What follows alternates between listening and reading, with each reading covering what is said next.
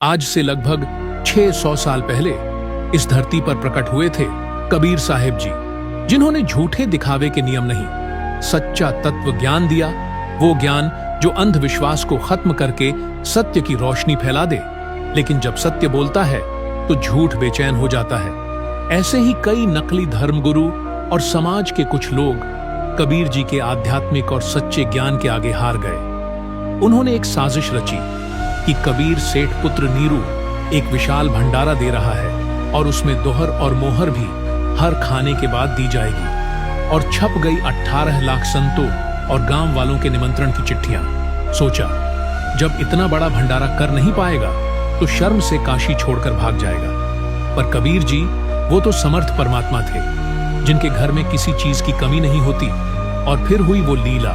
सभी साधु संत, बाबा, गांव वाले जो भंडारे में आए थे, उन्हें तीनों समय भंडारा, हर बार दोहर, मोहर, सूखा राशन भी दिया, जैसे सूखा आटा, चावल इत्यादि। पर अन्न भंडार समाप्त न हुआ, चाहे कोई 3 बार भंडारा करे या 4 बार। हर बार भोजन करने के बाद उन्हें वही दोहर मोहर दी गई।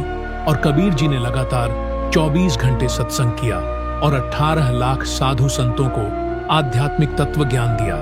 वही ज्ञान सबको प्राप्त हुआ। जहां सत्य होता है वहीं संपूर्णता होती है। यही लीला आज संत रामपाल जी महाराज कर रहे हैं, जो स्वयं कबीर जी का ही अवतार हैं। फिर से वही विरोध किया, जेल तक भेज दिया गया, पर सेवा रुकी नहीं। वही समर्थता, वही प्रेम अन्नपूर्णा मुहिम के जरिए गरीब को अन्न, बेघर को घर और हर इंसान को बराबरी का अधिकार। आज गांव-गांव बच्चे, यहां तक कि मंत्री विधायक सब चिल्ला चिल्ला कर कह रहे हैं, एक भगवान ही सबके लिए इतना कर सकता है।